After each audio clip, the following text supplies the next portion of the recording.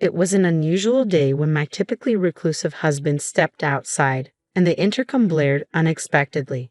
When I opened the door, I was met by my mother-in-law, who wasted no time with pleasantries. "Let's be honest," she said, her tone cutting. "My son has a well-paying job while you're currently unemployed, spending your days aimlessly. This isn't a good match. From now on, I've decided to live here with him, so I'm asking you to leave." Her harsh words hung in the air, leaving me speechless. "I'm sorry, I was busy working and didn't hear the doorbell," I replied, trying to maintain my composure. "You're lying to me again," she shot back, her voice dripping with disdain. "I know all about your so-called work, your failure to manage the household, and how you waste your days doing nothing. Whether you believe it or not doesn't change the facts," I countered, my anger rising. With a smirk, she waved a document in front of me. "Do you know what this is?" she asked, her eyes gleaming with triumph. "What is it?" I inquired, a knot tightening in my stomach. "These are divorce papers, already filled out by my son. He doesn't want to be with you anymore. Now sign here and leave," she demanded, her gaze unwavering. I felt my heart race as I stared at the papers, my hands trembling around the pen. It was a stark contrast to the unwarranted joy on my mother-in-law's face, blissfully unaware of the turmoil I was experiencing. "My name is Samantha, and I'm a freelance writer and editor who works from home. A few years ago, I was employed at a publishing company where I gained invaluable experience that helped me build a steady income. I had been diligent, saving a considerable amount of money, which allowed me to live comfortably, even in the unpredictable world of freelancing. I met my husband, Kevin, while working at the publishing company. At that time, I was a fledgling editor, and he was an aspiring writer. We both made our share of mistakes and faced numerous challenges, but like me, Kevin never gave up.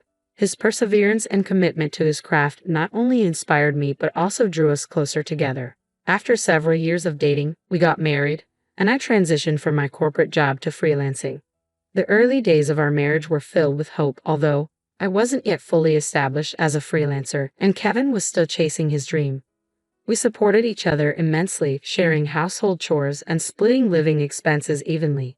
A couple of years into our marriage, my freelance business began to stabilize. It was around this time that Kevin started portraying himself as a successful writer to his parents.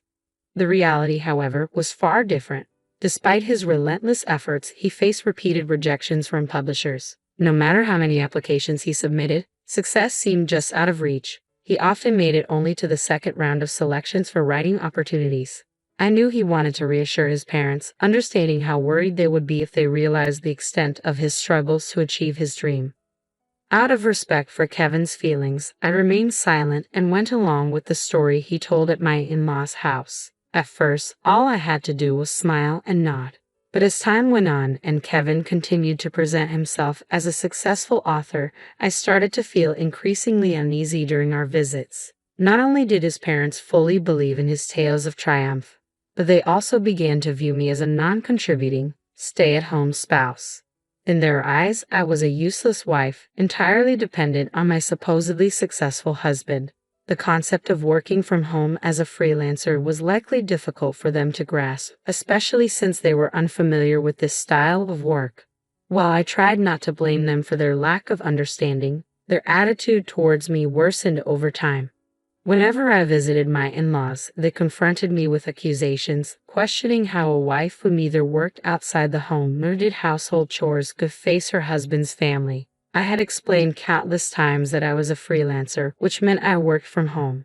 The division of household chores was something Kevin and I had agreed upon when we married.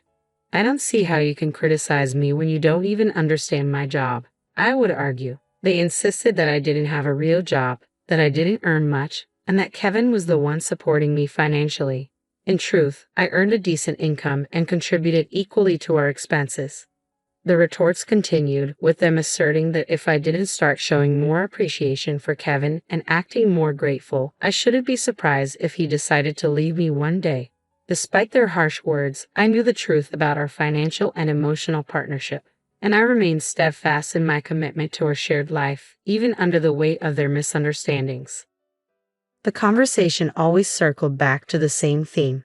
If Kevin leaves you, you won't be able to support yourself. I nearly sighed out loud at these words but restrained myself. I want to clarify that I was actually the one covering most of our living expenses and handling the majority of the household chores. Contrary to their beliefs, it was Kevin who was unemployed and contributing little at home. Yet I held back those words. Initially, I only faced snide remarks when Kevin wasn't around. However, the situation escalated recently during a dinner at my in-laws' house. Kevin and I arrived together, but they had prepared a meal only for him, neglecting to set a place for me at the table. This exclusion had become routine, and it felt as if they were spreading unfavorable opinions about me to our relatives during family gatherings, which happened only a few times a year. They would whisper and gossip about me behind my back. While I wasn't saddened by my in-laws' attitude, I grew increasingly frustrated with Kevin for merely sitting back, observing silently, and not intervening. To complicate matters further, my in-laws, under the false impression that Kevin was a successful writer, continuously urged him to buy things for them. Eager to maintain a good impression, Kevin acquiesced to their requests. As a result, I found myself inadvertently spending nearly $22,000 a month on my in-laws, all drawn directly from my earnings. Kevin would take money from my bank account and wallet without my prior consent. At first, I turned a blind eye to the smaller amounts, but as the expenses ballooned, it became impossible to ignore. One day, I confronted Kevin. "Please don't spend my money without asking me first." His response was a look of annoyance, as if my requests were unreasonable. This reaction deepened my concern about our financial boundaries and his respect for my contributions to our shared life. "You work from home, so you have an easy job, right? It's like you're just playing around and making money," Kevin accused mockingly. "Since it's so easy for you to earn money by playing around, why not spend a bit on my mom? Don't be stingy." "Kevin, do you really see my job that way?" I asked, shocked. "Yes, I think it's an easy job because you get paid to stay at home every day," he replied nonchalantly. I couldn't believe he thought so little of my work. As he walked away, laughing loudly, I realized I had reached my breaking point. I could no longer endure this treatment. It was then that I decided I would divorce him. I had always believed Kevin was my ally, no matter what my in-laws said, encouraging me to give my best. But now, even he was ridiculing me. I was painfully aware that while Kevin spent hours in his room, he wasn't working on his manuscript. Instead, he was playing computer games. When we first met, he was serious about his writing, always eager to craft something compelling. The dedicated Kevin I had loved seemed to have vanished. Resolved, I began secretly searching for a one-bedroom apartment, determined to find a new home for myself. I quietly organized my personal belongings, preparing for the moment I would leave. After a while, I found a promising apartment and had already visited it to ensure it was what I needed. One day, while Kevin was out, my mother-in-law arrived at our house. She rang the intercom with an eagerness that felt intrusive. As soon as I opened the door, she strode in and made herself comfortable on the sofa in the living room, as if it were her own home. "Samantha, you need to get the hell out of this house," she demanded bluntly. "What are you talking about?" I asked, confused by the sudden accusation. "I've been telling you for a long time that you're unemployed and don't contribute to the household chores. You're nothing but a useless wife," my mother-in-law asserted sharply. "There's no way Kevin, a successful writer, is compatible with someone like you." I tried to interject, but she cut me off. "If you leave this house, I'll move in. That way, I can cook for Kevin every day without having to look after that woman, Kevin's grandmother. She's incredibly picky about how food is seasoned and complains about dust when I clean. I can't live with her anymore, so I've decided to stay here with Kevin and send her to a nursing home." "How do you plan to pay for a nursing home?" I questioned, trying to keep my composure. "I'll just have Kevin handle it. He's making plenty of money, so it shouldn't be too hard for him," she replied casually. "But you're in the way, so will you please just get out?" With that, she thrust a set of divorce papers in front of me. "Why do you have those?" I demanded, stunned. "I made him fill them out a while ago. I told him to divorce you as soon as possible," she said, a smug, unpleasant smile spreading across her face. I examined the divorce papers, and to my surprise, they were indeed written in Kevin's handwriting. Strangely, this revelation brought me a sense of relief.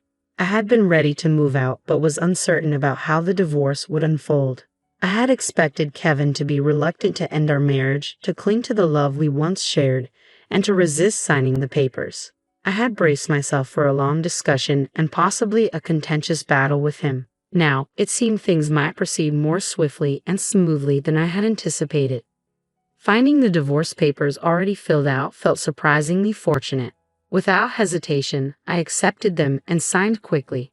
My mother-in-law appeared taken aback but quickly regained her composure. Now get out of here and leave the furniture behind. Everything was purchased with Kevin's money, so I don't think you should take anything with you, she said, laughing loudly as she spoke. I wasted no time gathering my belongings and moved into the new apartment I had already lined up. On my way there, I stopped by the municipal office to officially file the divorce papers. Just like that, I began a new chapter of my life, living on my own without any issues. Living alone, I was struck by the tranquility. There was no one to interrupt my work or ridicule me. Surprisingly, I found that my work was progressing better than usual. Just 5 days into my new life, I received a call from Kevin while I was working from home. As soon as I answered, Kevin pleaded in the most pathetic voice I had ever heard.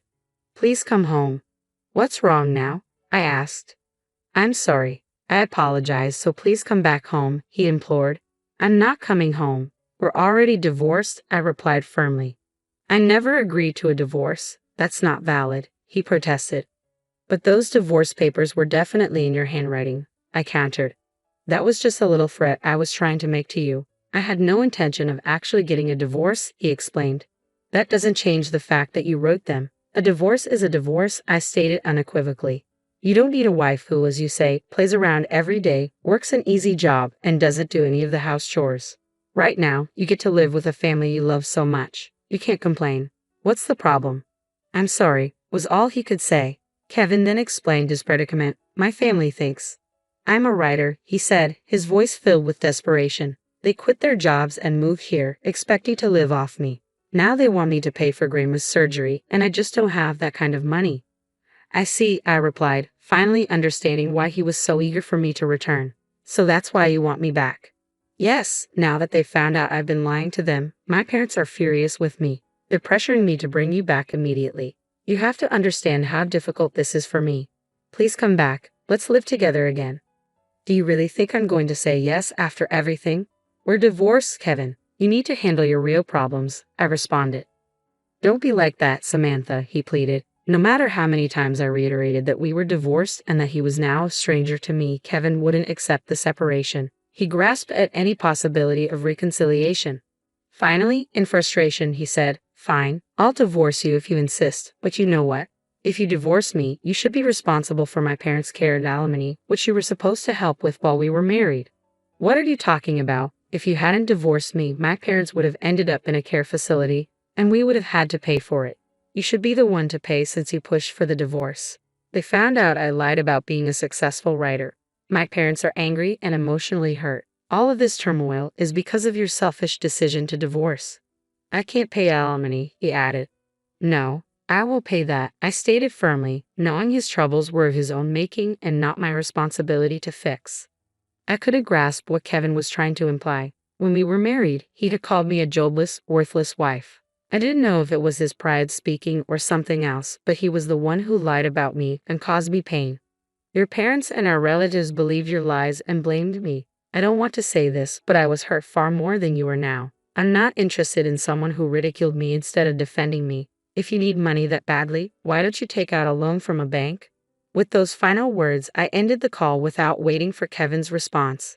I immediately blocked his number and changed my phone. A few months later, I happened to pass by what used to be my in-laws' house. It had been sold and converted into a parking lot, leaving no trace of the once bustling household. As I stood there, a neighbor returning from shopping approached me. She shared that Kevin's family had been forced to move into an old apartment due to unemployment and financial troubles. Before they left, their constant arguing became well known in the neighborhood, she said. The fights were so loud they could be heard outside, disturbing the peace late into the night. Even the police had to be called a few times. She patted me on the shoulder, sympathizing. "You had a tough time too," she said before hurrying off. I turned my back on the remnants of my former in-laws' lives, reflecting on how Kevin's attempts to impress others with lies had spiraled out of control. He couldn't correct his falsehoods, and the gap between reality and his fabrications grew wider the more he lied. I never anticipated our story would end like this. The turn of events in my life proved to be much more interesting than any of the novels Kevin aspired to write. It's strange how small incidents can spiral into catastrophic endings, much like the plots he dreamed of penning. Yet it's ironic that Kevin, who wanted to be a storyteller, couldn't foresee this in his own life. The saying truth is stranger than fiction really holds true here. I do feel a bit sorry for Kevin. He ruined his own life by lying to his parents and chasing after personal glory. But observing him has been a valuable lesson for me. I'm determined to learn from his mistakes, ensuring that I don't fall into the same traps he did. It's a poignant reminder of how crucial it is to remain truthful and avoid building a facade that could one day crumble disastrously.